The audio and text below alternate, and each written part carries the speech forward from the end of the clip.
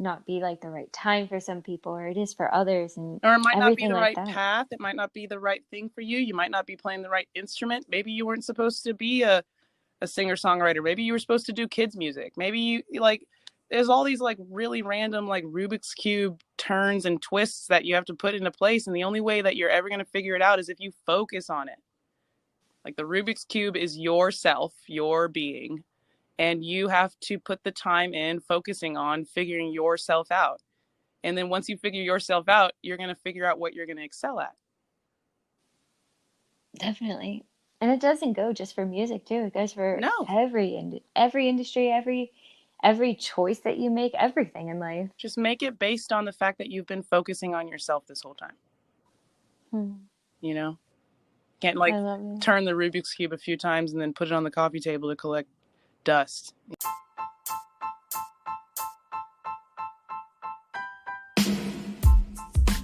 Hey everyone, my name is Sarah, and welcome to Her Ascension Story, the podcast that proves the world is transformed by every hero's personal adventure.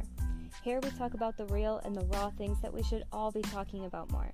So if you want to be a part of the movement of getting real about the deeper, more meaningful things about life, be sure to subscribe and follow and get ready to get real. My hope is that this platform inspires you to explore and expand new empowering beliefs about yourself so you can make your own impassionate impact too. And those three pillars, inspiration, independence, and impact, aren't just the premise for this podcast, but for my work too. If you want to check out that more, be sure to go to herascensionstory.com or check me out on social media at Her Ascension Story. Welcome back, everyone. Today with us is Jackie Venson, who is a multi-instrumentalist singer-songwriter known far and wide for her beautifully complex music and blazing guitar skills. Born and raised in Austin, Texas, Jackie has traveled the world playing to massive crowds, both as a headliner and as support for major acts such as Gary Clark Jr., Aloe Blacc, Citizen Cope, just to name a few. With the disruption of the COVID-19 pandemic, the cancellation of her entire tour schedule, and the wave of social change sweeping across the country, Jackie committed herself to releasing more music than ever before, connecting with her fans directly, and speaking up about the change she wanted to see in her city and her country. On April 20th, Jackie released a new EP titled Jackie the Robot Volume 1, composed entirely of remixes that reimagine Jackie's critically acclaimed catalog, showcasing her growth both as a musician and as a producer. This fall, Jackie will be releasing her next studio album, Vintage Machine, her first studio follow-up to 2019's Joy. Music from Vintage Machine will be featured heavily on Jackie's upcoming taping for Austin City Limits' 46th season, which is just so amazing. But with the uncertainty of the times that we're living in, one thing holds true for Jackie Venson. She's going to play her music, speak her truth, and spread as much joy as she can doing it. Her album will be wide released on October 30th, but it is available now exclusively on vinyl and CD through her website, jackievenson.bandcamp.com. Thank you so much, Jackie, for being with us today. I'm so excited to hear your story. No problem. Thanks for having me. So, as I told you before the call, I'm a big blues fan, and I really love the work that you do, especially with how much feeling just flows and is infused into your music.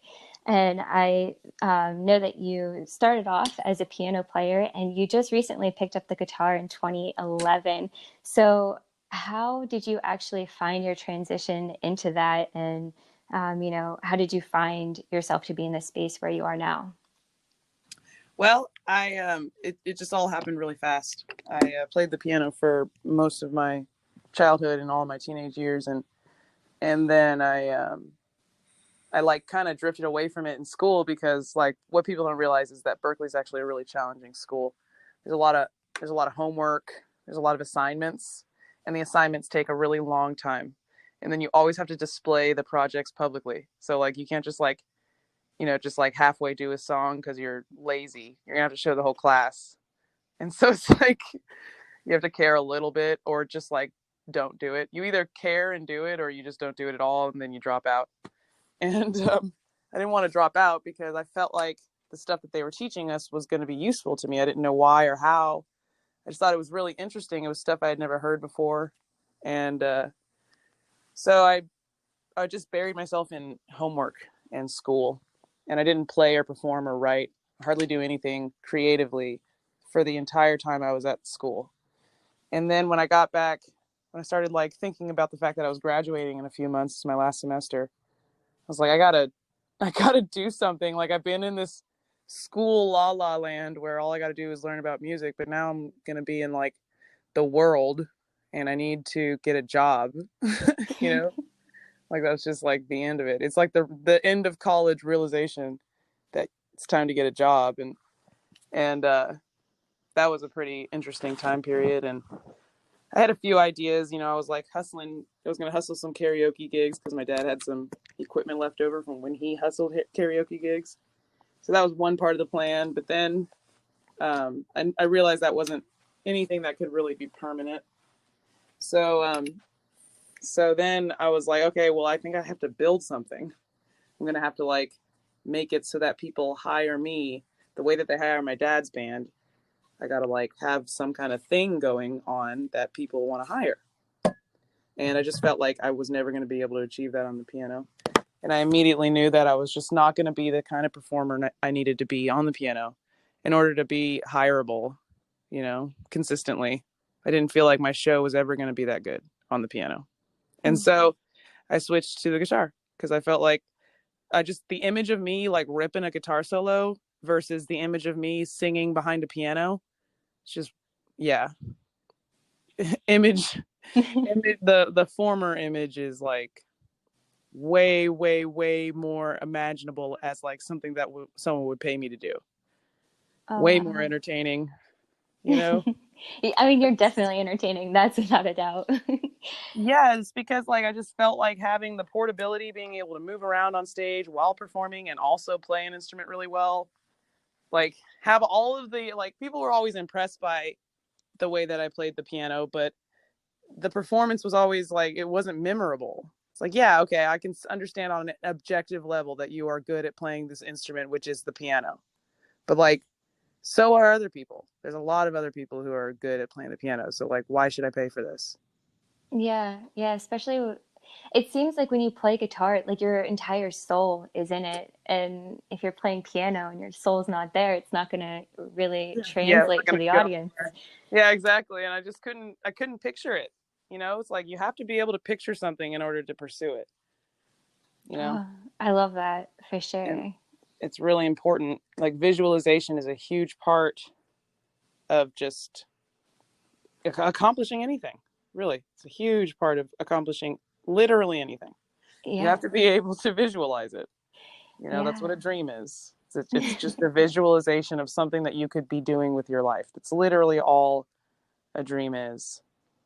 So, yeah, I just like I could visualize it and I just couldn't visualize it on the piano. And I hadn't been able to visualize it on the piano for years. I was just able to distract myself by just doing schoolwork, learning. Hmm. Do you feel like going to music school and playing the piano and obviously, being raised by a professional musician, do you think all of those were kind of like guideposts that led you to the guitar, or do you feel like you were just kind of flowing with it and then you just like ran into the guitar, or I think I mostly just ran into it. I think I was it was like I was put into a corner. I have like a few months before I have to graduate. It's time to like, you know, it's time to light a fire under your ass and actually do something. And yeah, that's what that's what it was. It was like I felt cornered by life. I was like I have to make a decision. So, and now's the time. So I'm going to make the decision and I'm going to do it all the way. hell yeah. So you're definitely one of the few female black electric blues guitarists that really kind of like stand out in our American culture and obviously across the world. I mean, you've played shows in Europe and everything. Have you have you experienced like any big obstacles on your way there, like performance anxiety or finding your voice among, what seems to be like a male dominated niche, I guess you could say? Yeah. Well, honestly, the whole male dominated thing actually works in my favor most of the time because I walk into a club with a guitar on my back and everybody looks over at me and they start thinking all this sexist shit. And a lot of people like to focus on the sexist crap that they think about. when they see a girl with a guitar or a girl putting on a guitar on stage. Everybody likes to focus on that. The fact that, oh, they're judging me because I'm a girl and they're sexist. You know what I'm thinking about? I'm like, they're thinking about me. They're looking at me. They're paying attention to me. And I didn't have to do anything. All I had to do was be a girl and have a guitar on. I haven't even started playing yet. This is rad. It's like, you can see it as, yeah, they're thinking bad things about you because you're a girl. You can focus on that if you want. Or you can focus on the fact that they're thinking about you. You're not thinking about them. They're thinking about you. And you didn't even have to do anything. All you had to do was show up and be a girl in a room full of guys. That's all you had to do.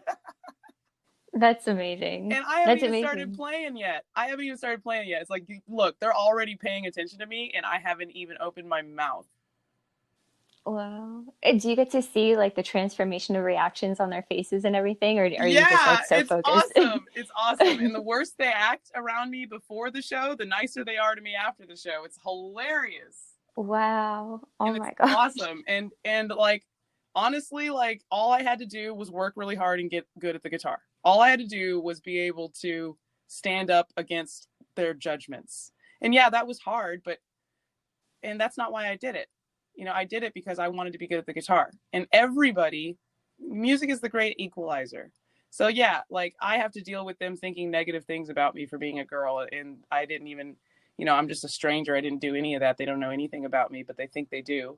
So yeah, and I choose not to focus on that because I had to work just as hard at being good at the guitar as the guy next to me on stage, who plays the guitar really well. But here's the thing. They're not thinking about the guy next to me. They're not looking at the guy next to me. They're not talking about the guy next to me. They're talking about me. So it's like, we had to work just as hard to get good, just as good at the same instrument, but I didn't have to do anything to stand out. That's the difference. So yeah, like, I don't focus on the negative part. I don't care, because I'm just going to change their mind as soon as the band starts. Absolutely. But you said that it was kind of something that you had to get over. So how did you actually get over like that, like initial judgment or, like the rash decision to be like, oh, here we go, or whatever they might say in their head? Oh, sometimes they don't say it in their head. Sometimes they say it out loud. The bold ones are the ones. God. The bold ones are the ones whose jaws hit the floor the fastest. They're the fun ones. They're the ones that are really entertaining once you start playing the first song after they were talking some noise, you know what I'm saying?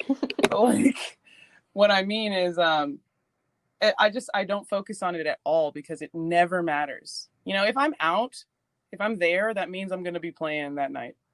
And if I'm playing that night, that means anybody who thinks anything about me before they hear me play, they're going to think completely different things after they hear me play.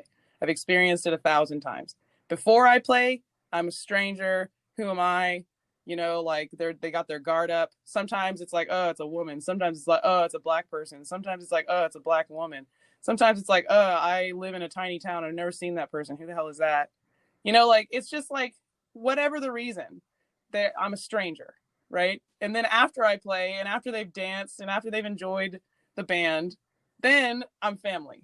Every single time, no matter where I am. I could be in freaking Russia. I could be in Alaska. I could be in Hawaii. I could be in Mexico. I could be anywhere. And it is the same. I'm a stranger before I play, and I am family after I play. And because I don't really ever go anywhere unless I'm playing music, it's like I can count on it. So yeah, the room's always weird when I first walk in because these people don't know who I am. And, we're tribal creatures. And so they're going to start thinking things about me based on their individual environment. And who knows what they're thinking. Sometimes it's sexist, sometimes it's racist, sometimes it's not, sometimes it's both, sometimes it's, whatever. It's impossible to keep track of it from show to show.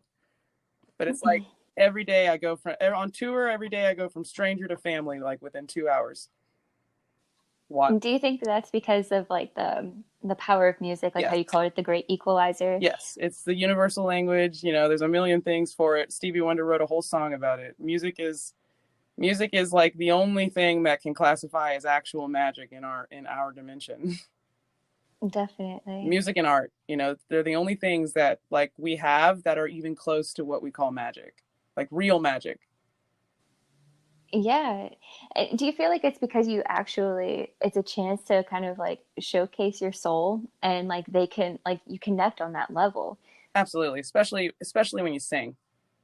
Mm. Yeah, everybody loves singers. Singing is the only way. My dad told me, 14 years old, my dad was like, Jacqueline, if you want to be making any money in this business, you better start singing. Did you like singing to begin with, No, or no. I really? hated singing all the way up until like 3 years ago. Oh my God, no way. I'm not even kidding right now. Wow. How did you start to like singing then? And I like mimic I said, I mimic the guitar note with my voice. oh. And so yeah, it looks like I'm singing and it sounds like I'm singing, but in my head I'm just blending with the guitar. And so basically I'm halfway playing the guitar and halfway singing.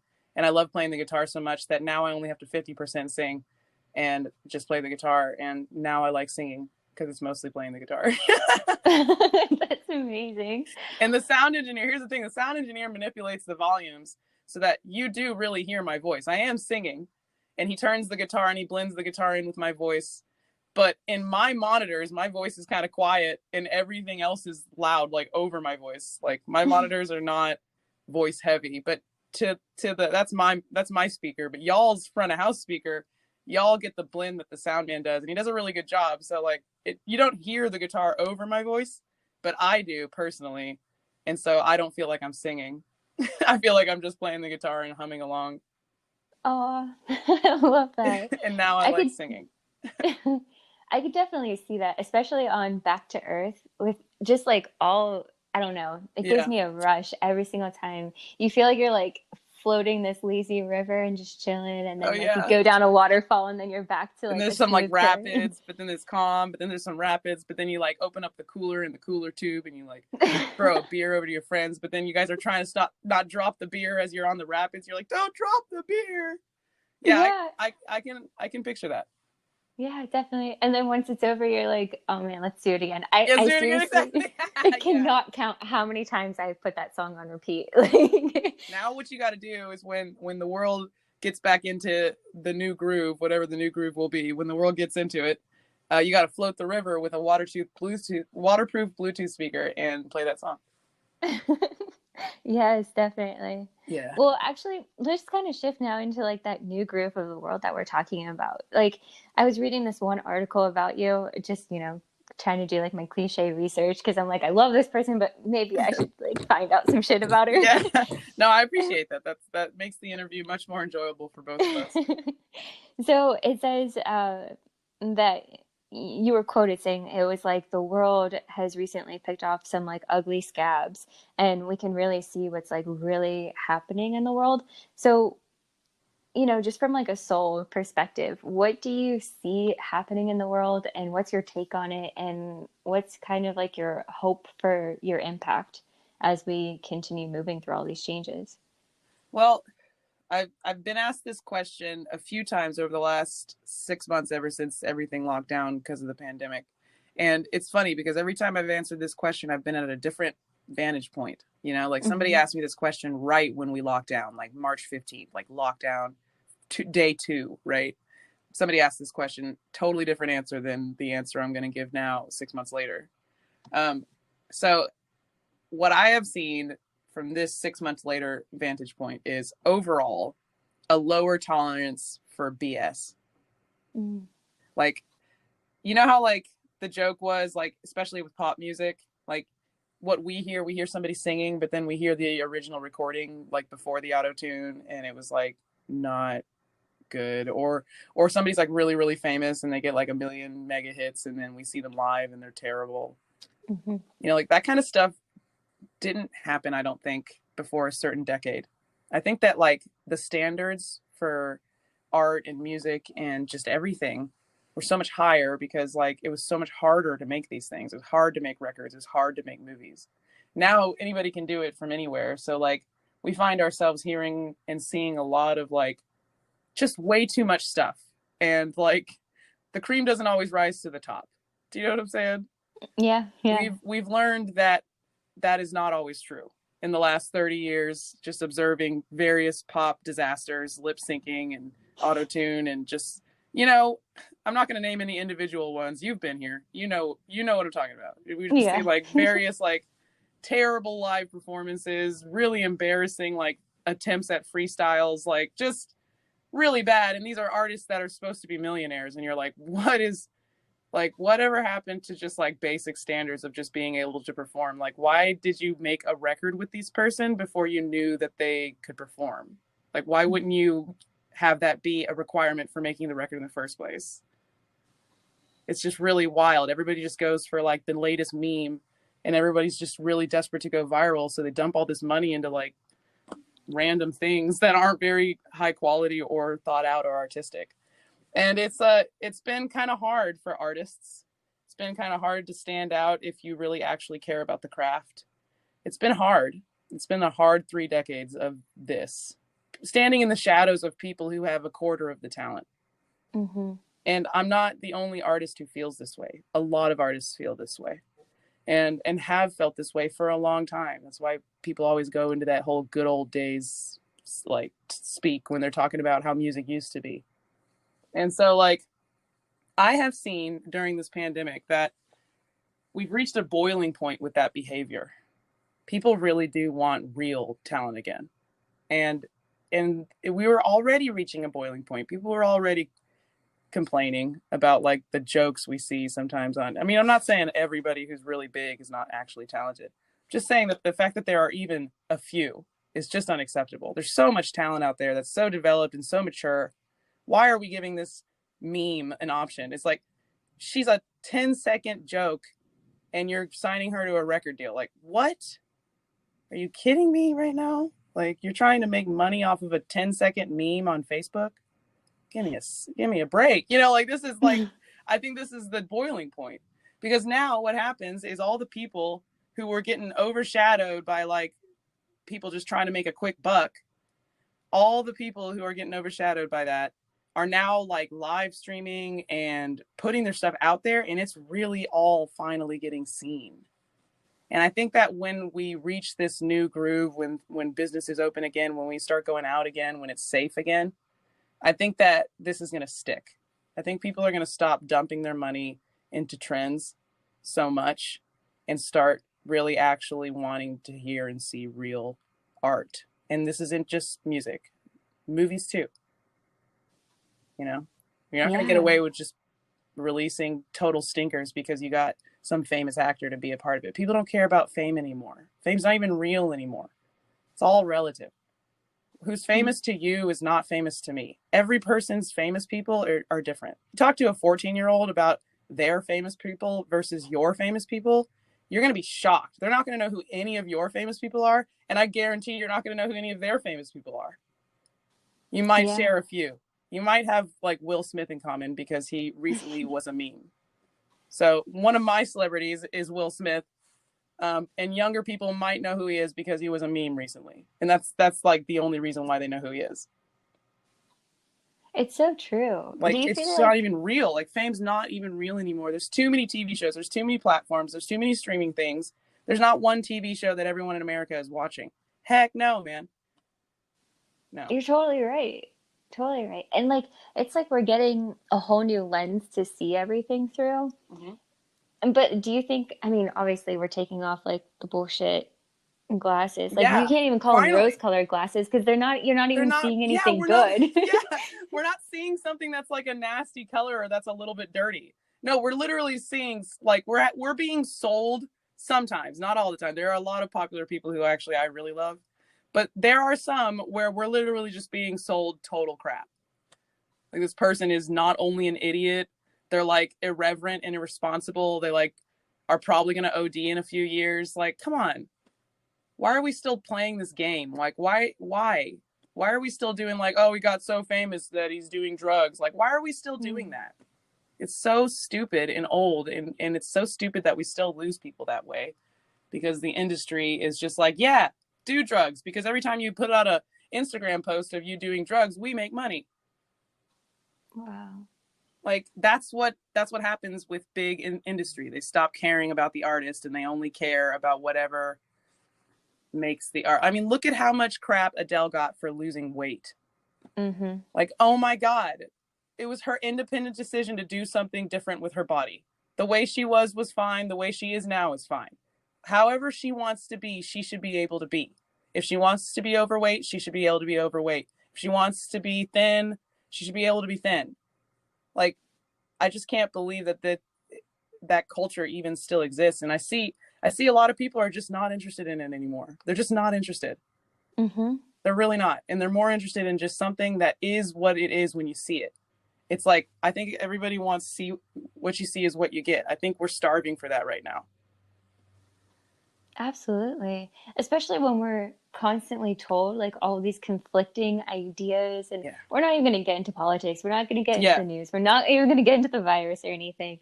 But it's true. I mean, and I think that this is happening on like a very minuscule level too, of like family dynamics and friendships and everything. It's happening in people's individual lives. It started happening before this. It started happening with the Me Too movement.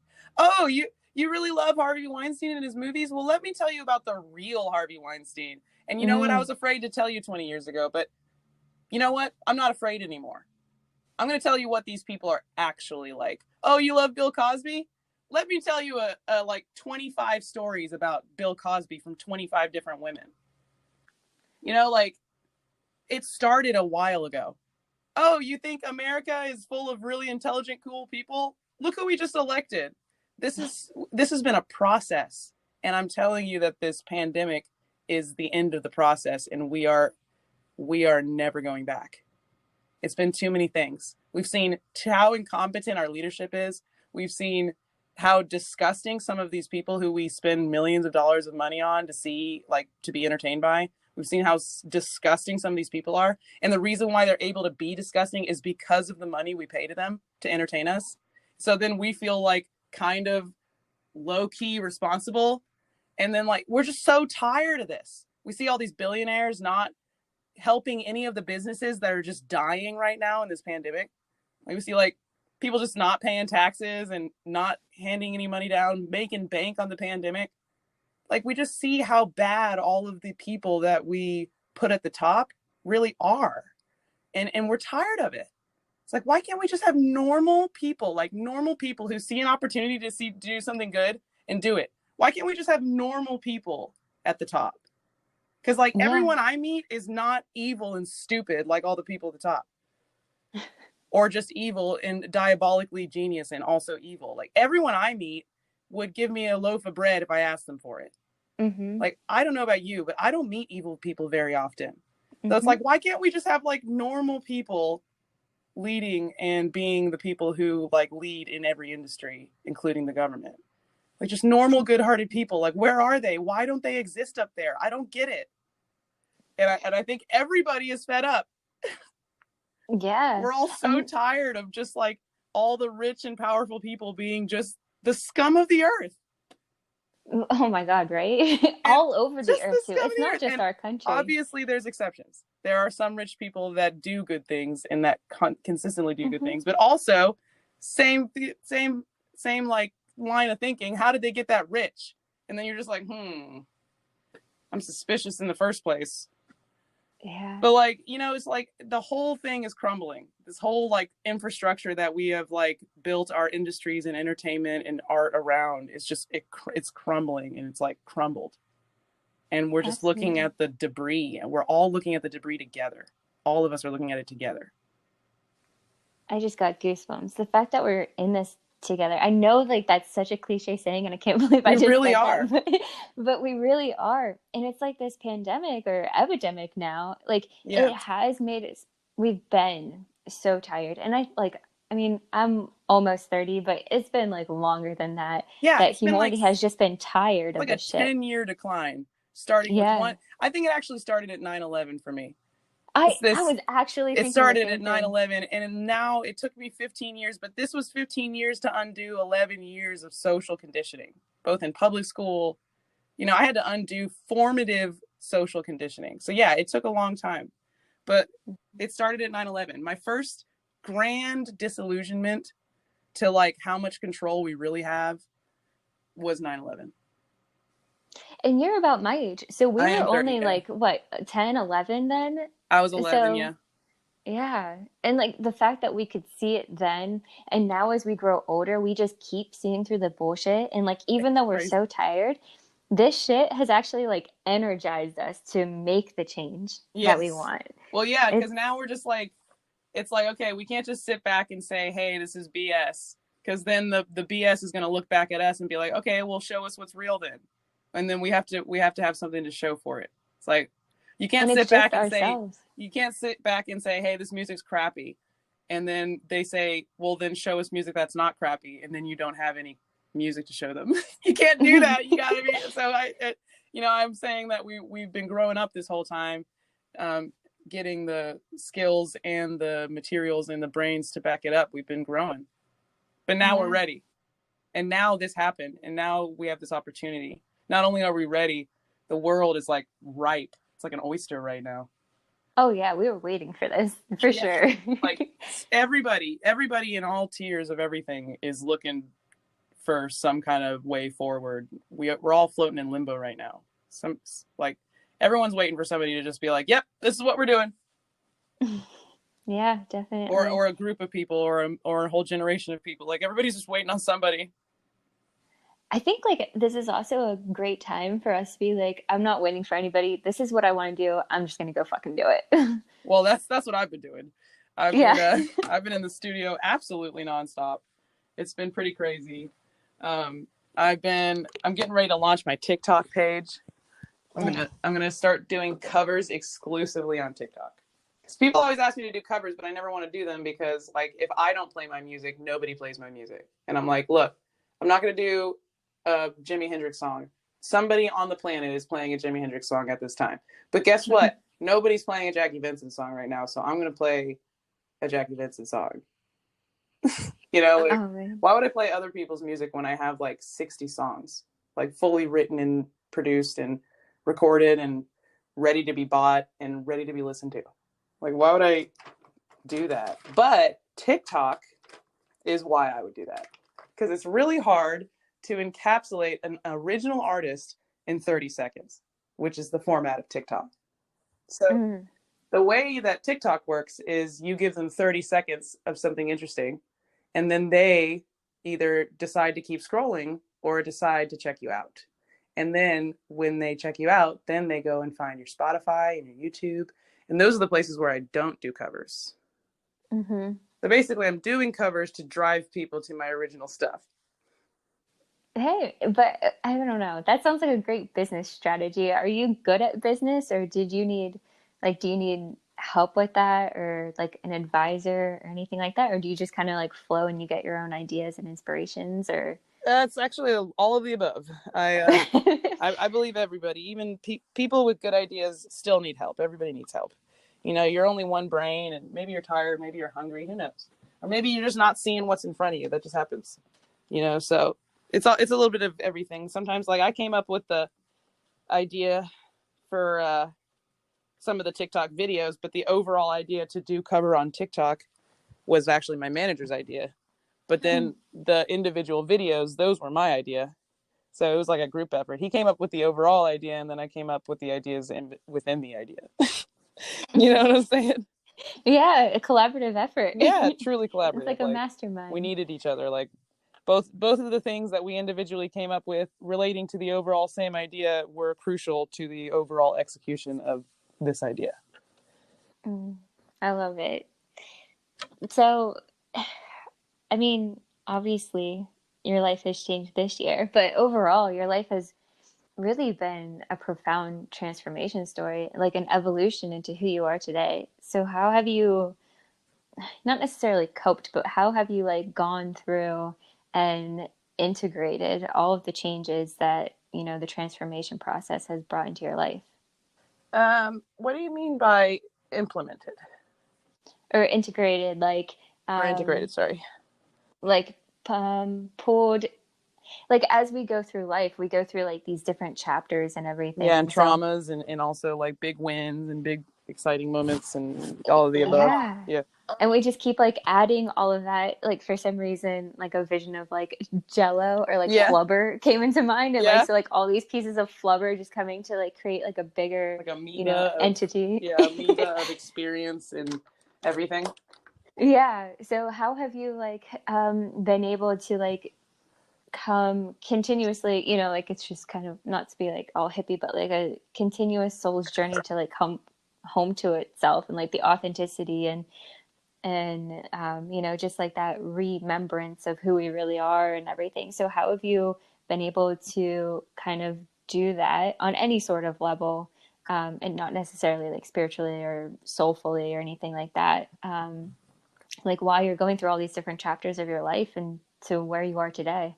Well, I think it was a devotion to myself, a Mm. devotion to accepting that this is the life and the body that I was born into, and that any other life or any other body that I'm born into is going to come with challenges and ups and downs and advantages and disadvantages.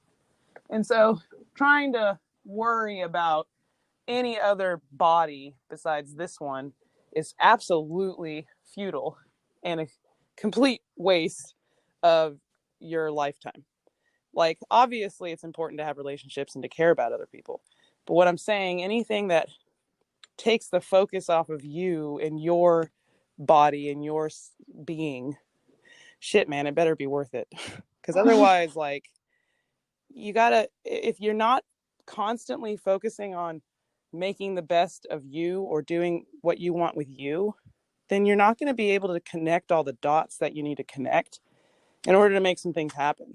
Like, it's like sometimes I'll be going through something hard and I'll remember that I went through that like 15 years before.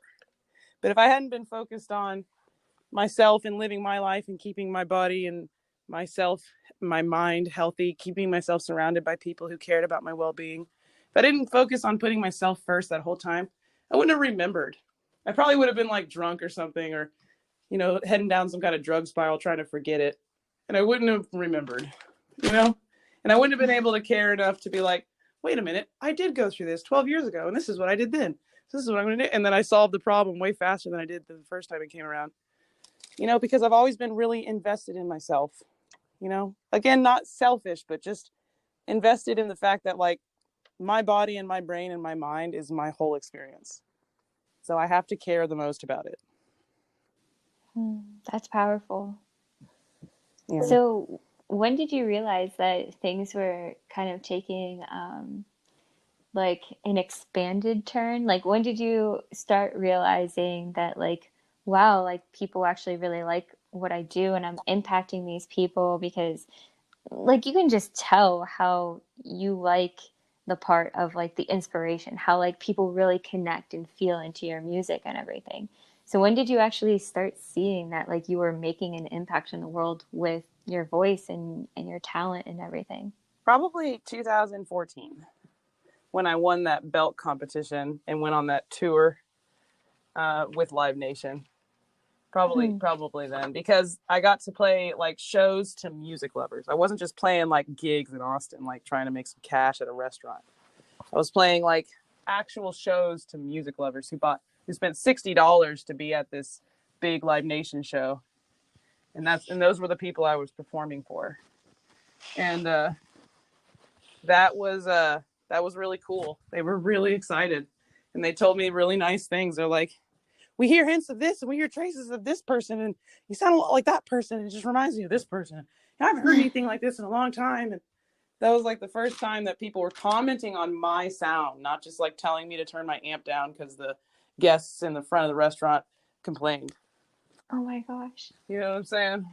Yeah. I can't imagine anybody telling you that though. Oh my God, that was my whole life until like 2015, because I was just playing in restaurants, getting paid like, I don't know, $200 or something, which is pretty great for 2 hours of work, but still they don't really want music. They just want to be a restaurant that has music. They just want the credit. You know, they don't actually want music. They hire you and they tell you to play the level of a radio. I'm like, okay, you know, a radio would have been cheaper. Way cheaper. You only got to pay for a radio once. Oh wow. You know? Do you feel like you put different levels of your heart into playing when you're just playing at a restaurant versus for like a large crowd in Europe or something? No, because any legendary performer especially the ones that are dead. They're all going to tell you that you have to treat every show like it's the same, or else basically you never have to get ready if you don't, if you stay ready. And I believe in that. So, because you don't always have time to get ready. So I believe in staying ready. So no, I definitely did my best to put all of my energy, and I always cared about my set list too. I didn't just play mundane songs. I eventually, after I started gathering up the library, I started playing a lot of originals live. Even in restaurants, I wouldn't play as many covers because I just found that people and I put on a better show when I played originals because I was excited to be playing my songs, and people responded to them. So I started slipping originals in more and more. I would always really pay attention to the crowd anytime I played anything, just to see what made them excited. Because then if that song made them excited, maybe I'll write a song that has a similar vibe, not like the same song, but like similar vibe to that song that I saw them get excited about in the moment. Basically, like every gig was like a survey and like research on crowds, what songs they liked, what they didn't like, when they started talking, when they paid attention. So I know like every gig was really important. The frequency of playing gigs is how you get good, and paying attention to each gig you play and learning from each gig you play is also how you stay good. Really important. I took every gig very seriously. Always showed up on time, Hell yeah. And when they asked me to turn down, I bitch at them in my head, but never out loud. Is that something that, like, have you gotten a lot of like key pointers and advice, like things that people without, help or an advisor would have to learn on their own? Like, have you been able to skip some of that stuff because of your dad's musical profession and experience and everything? 100%. He's the one who told me that you have to treat every gig like it's serious. He's the one who told me you never have to just get ready if you stay ready. That's awesome. Somebody, if I wouldn't have been told that, I could have been not taking gigs seriously and then given an opportunity out of nowhere, and then I wasn't ready. I could have embarrassed myself publicly, because that's happened to me. I've been called up on stage literally with Buddy Guy, like out of nowhere, literally. Fortunately, like 2 days before, I had been listening to Buddy Guy. Fortunately for me, and fortunately for me again, he called a tune that I had listened to in that session that I had listened to him 2 days before. Oh, I saw that video. That was really awesome. Yeah, so you really didn't know? I really didn't know. Oh my God. I really didn't know. I thought I was just there to enjoy the show. I thought the guitar tech was just being nice and getting me tickets to the show. I didn't even know I was going to have backstage passes. He didn't say, hey, when you get here, come backstage. He didn't tell me any of that. He just said, the tickets are at the front. That's all he said. And I was like, sweet. I like showed up in like flip-flops and jeans, man. Oh my God. Thank God I had gig clothes in my car. It's almost like the universe knew it was going to happen. Everyone knew it was going to happen except me. Yeah. Everyone. It definitely sounds like it was like the universe aligning you. It was with pretty a wild. Fucking legend. Good thing I have a messy ass car that I leave all my outfits in for like years. I have like 2 gig outfits in there at all times, literally because of that experience. Oh my God. Wow. You never know when you're going to have to look nice. And the more public you get as an artist, the more of a public figure you become, the more you have to be ready for anything, because otherwise you might become a meme and not in the good way. Aww. So I'm guessing that playing with Buddy Guy, it had to be like some sort of dream come true, right? Or it was so surreal and it was like so strange, and I wish it wouldn't have like been such a surprise. I wish I could have like had a little more mental preparation for playing with a hero of mine. Like I would have brought a different guitar, like a lot of things I would have brought a different outfit. I would have gotten there earlier. I would have gotten there way earlier. Like I got there like 20 minutes before the show. Because I just thought I was there to see the show. I was just chilling. I was just doing my thing. I was downtown. I was like, oh, I'm going to go get a snack at Blue Grocery or whatever the hell it's called. And then I'm going to go do this thing. And I'm going to go get something from Starbucks. And then, I'm going to meander on over to the show and watch the show. Like that, that mindset. When you think you have time. Oh my God, don't you hate it when you think you have time and it turns out you didn't have time? Have you ever experienced that at an airport? Like, oh no, for sure. Like, right? like you're like, I gotta get through security and get to the gate in 20 minutes. Right? Like you think you're 20 minutes early, but really you're like 2 hours late. Or you're like just enough late to still maybe make it if you start taking it really seriously as soon as possible. And also maybe you have to ask a few people to cut. Yeah, but you make it every single time. Okay, You make so it, imagine though. that. Take that mental state and then apply it to being in front of 2,900 people. Oh my God. That's what No. I'm talking about. I didn't know I was going to be on stage that night. I did not have any time to think about it, let alone be on stage with a hero of mine. Do you get nervous like performing at all, especially then, or do you just like In a psych yourself situation where out? I'm totally caught off guard, I get a little nervous. It's not like I'm ever going to say no. I'm going to say yes because I know how to play the guitar well enough to make it so that like some days, yeah, maybe I'm on fire, but there's never a day where I just like don't know what I'm doing. Like I know how to play the guitar. So like I'm never going to say no, but like I'm going to sound different in that state of mind than I am if I would have been informed. I'm going to sound different. And here's the other thing. I'm going to sound different. And also nobody is going to notice the difference. Everyone's going to think that I sound the same and that I sounded great because they're just excited that I was up there. And that's something that I have to make myself understand. That's why I never say no. It's like all of your anxiety is in your head. It's not in theirs. It's going to make their fucking night to see you walk on that stage. Go. They're going to be sitting at a Buddy Guy show like, oh, I just saw her last week.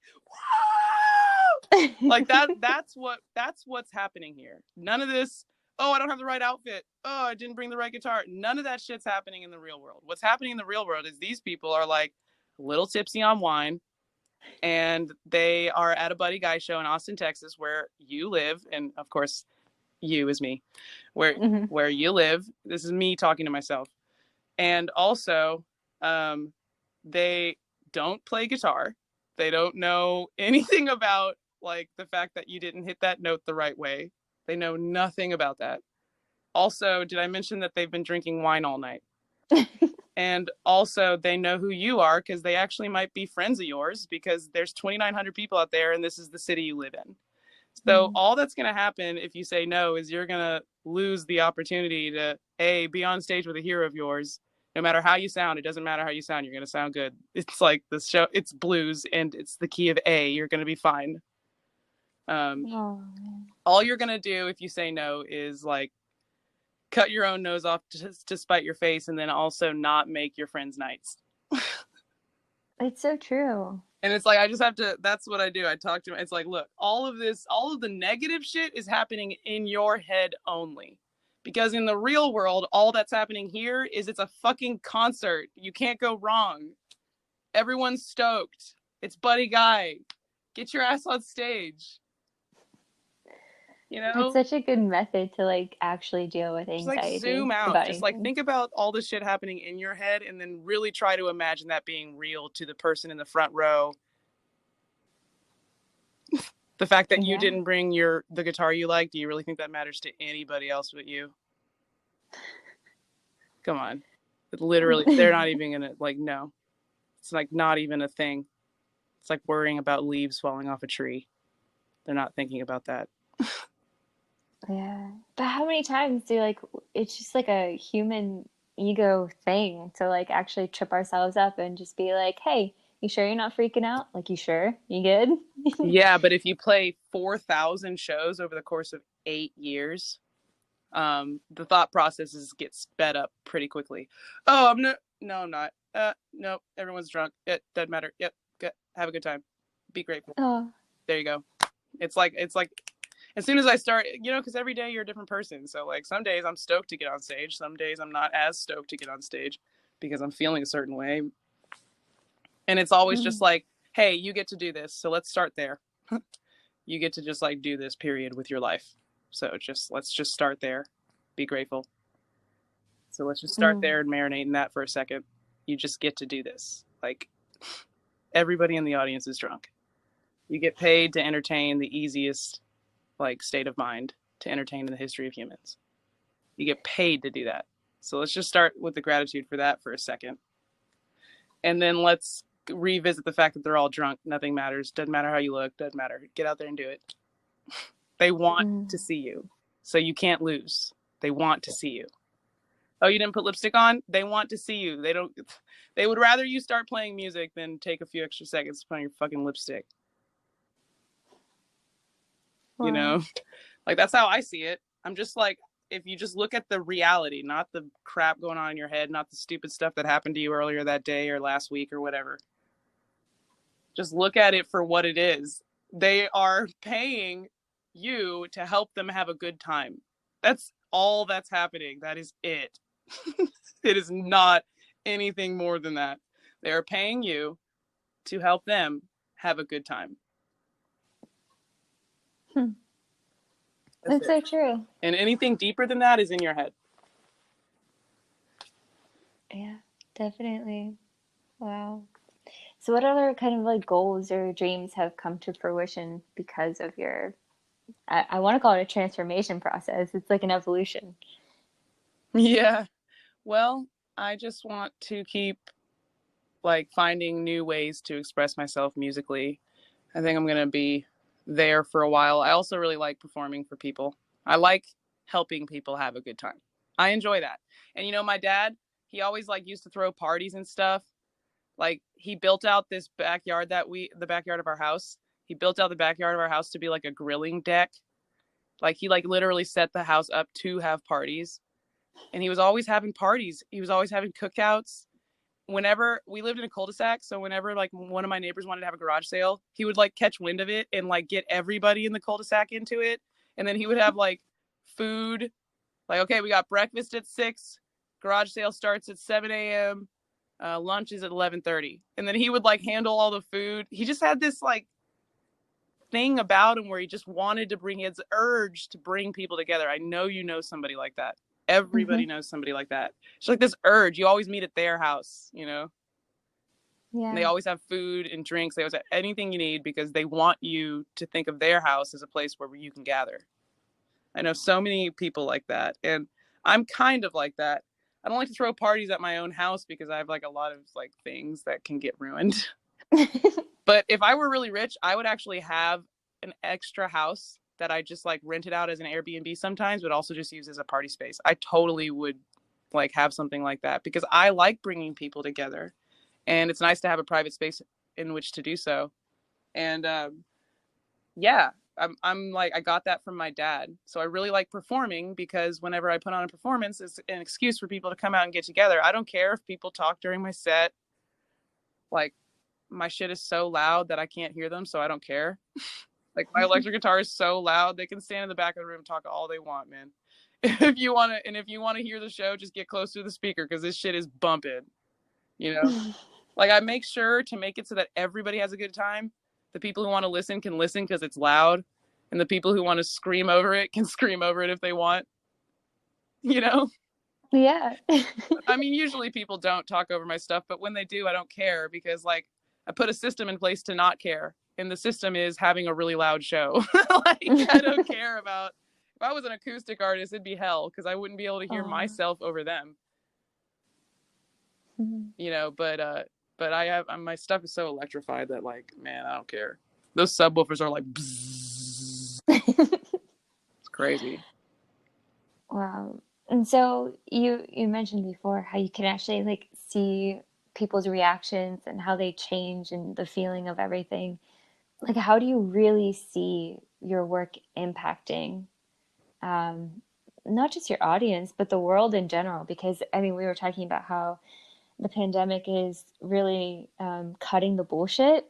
And so do you feel like you're kind of like impacting the world by being a part of like this positive change, or what do you see through your eyes? I don't really know. I mean, I guess I could be showing people a way to operate independently as an artist, and maybe that's going to be a part of this whole cut the bullshit, stop chasing some record deal that's just gonna exploit you, and actually just be your own record company.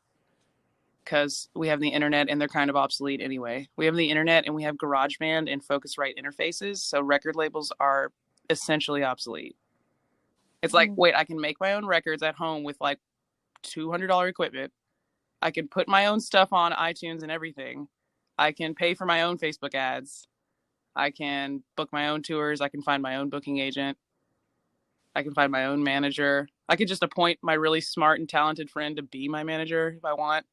You know, like, I don't need these big notions and ideas of music industry to help me get to where I'm going. And very rarely in my career have they actually helped me. I very rarely get help getting these larger opportunities. I had the help the way I got ACL was just a long process of slowly chipping away at a huge iceberg. Honestly, the way it happened.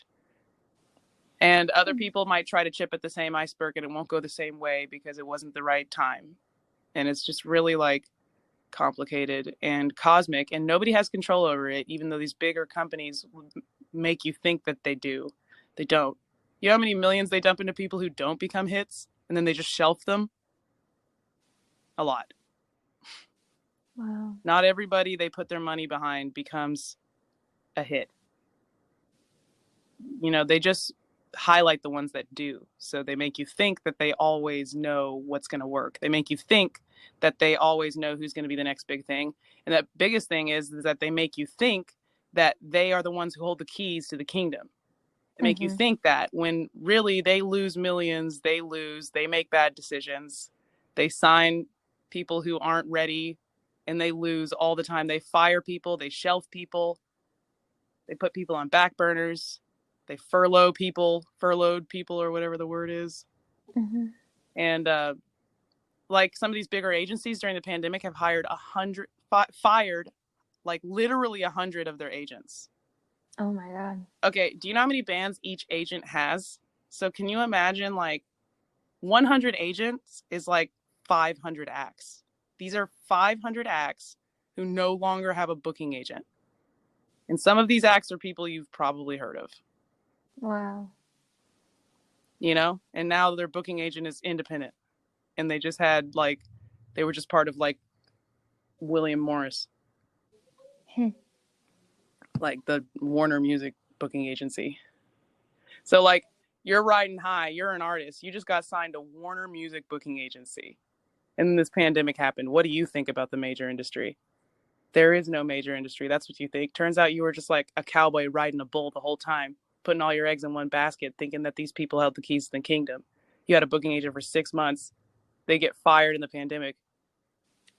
Now what? Damn. Yeah, this is what I'm saying. People are waking up to the fact that like nobody knows. All these people with money pay a lot of money to make you think that they know, but they don't. And it's like you said that it's like cosmic, and it might not be like the right time for some people, or it is for others, and Or it might not be everything the like right that. path. It might not be the right thing for you. You might not be playing the right instrument. Maybe you weren't supposed to be a singer-songwriter. Maybe you were supposed to do kids music. Maybe you like, there's all these like really random like Rubik's Cube turns and twists that you have to put into place. And the only way that you're ever going to figure it out is if you focus on it. Like the Rubik's Cube is yourself, your being, and you have to put the time in focusing on figuring yourself out. And then once you figure yourself out, you're going to figure out what you're going to excel at. Definitely.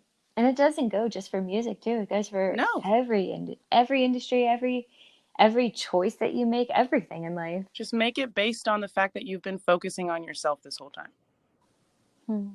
You know?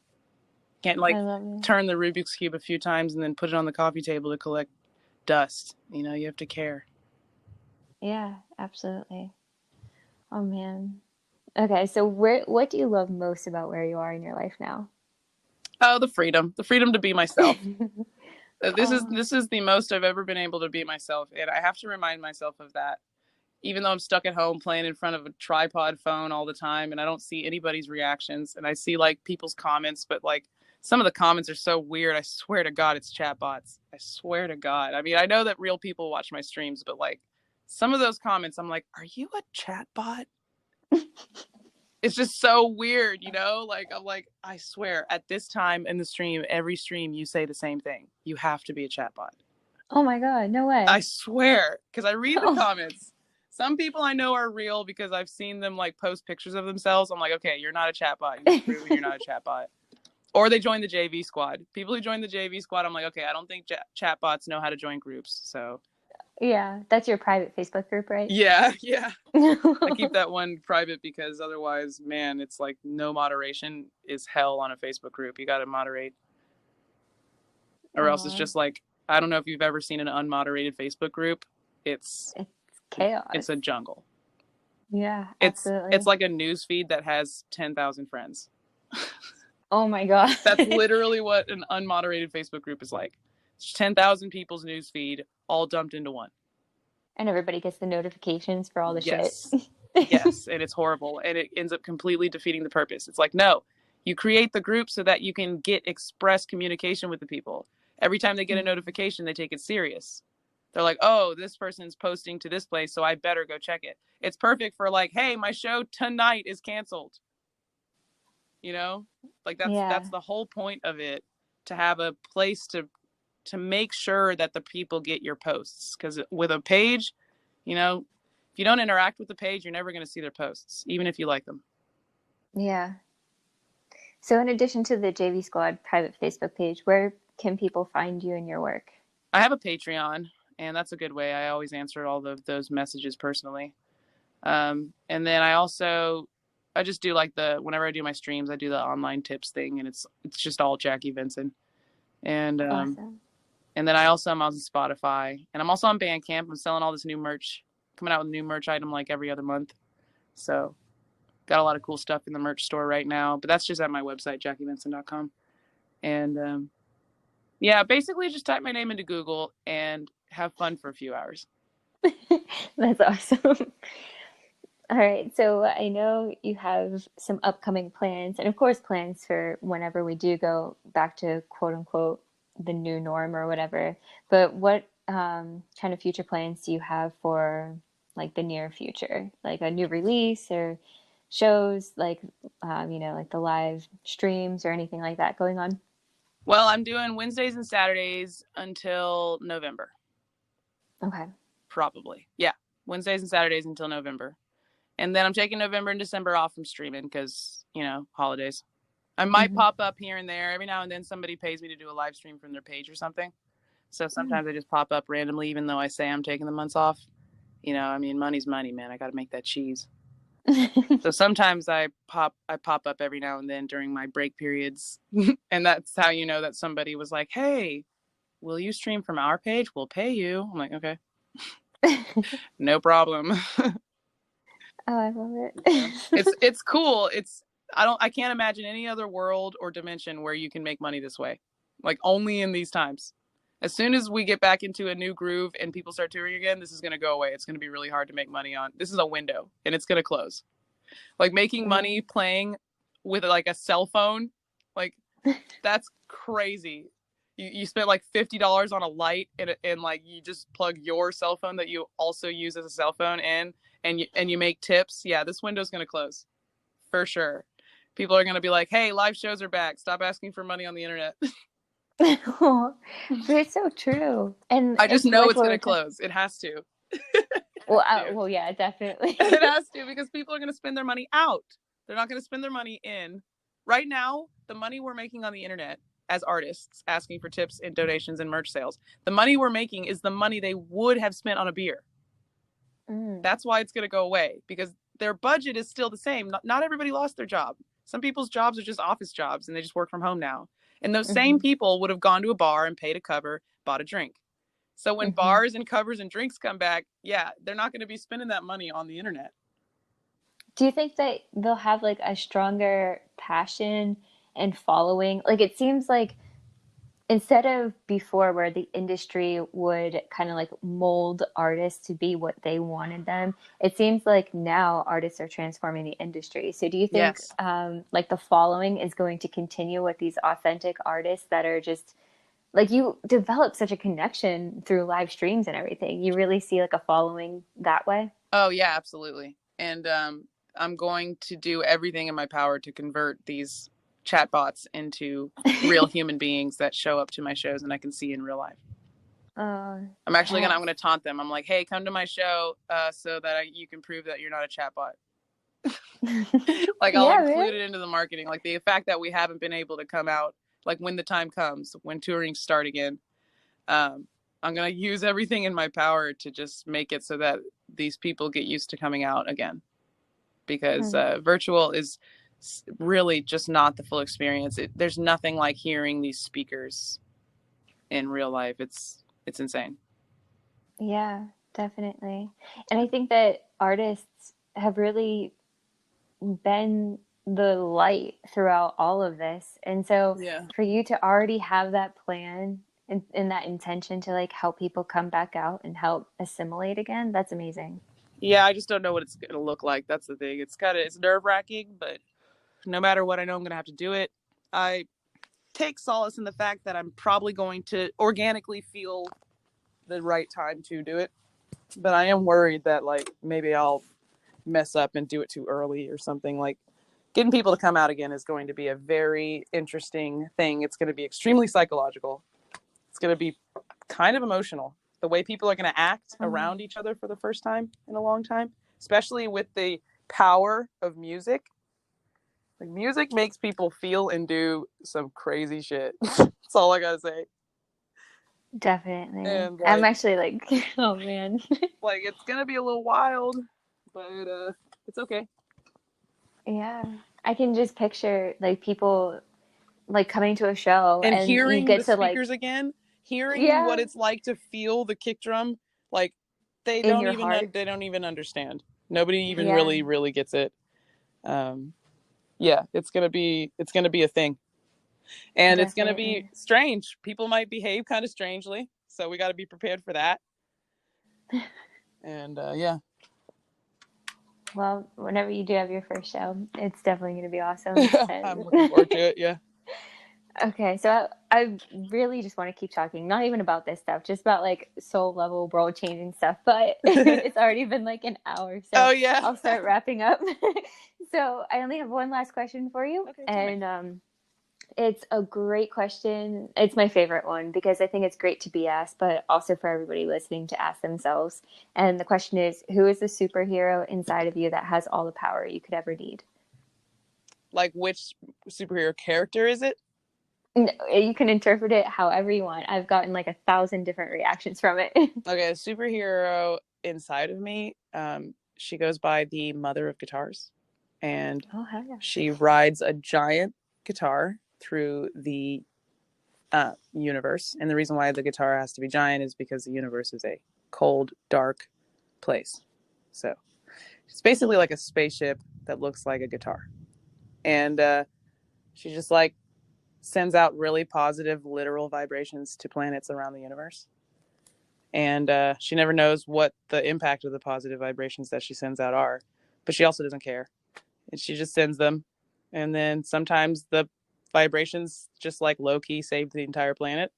Sometimes they only do a little bit, but then she comes back around, sends more, and maybe that pushes it over the edge, you know. She's just like, she's flying around the galaxy, sending out positive vibrations, like literal. She has like this giant machine, and it sends out positive vibrations. She like bombs planets with positive vibes. I love that so much. Yeah. That's beautiful. And that's so you. Like, you're an embodiment of that for sure. There you go. Oh, man. Well, I have so much gratitude for you, and it's been such an honor to hear your story and to share it. And I just have so much appreciation. Thank you. No problem. It was a good time. Can't wait to hear it.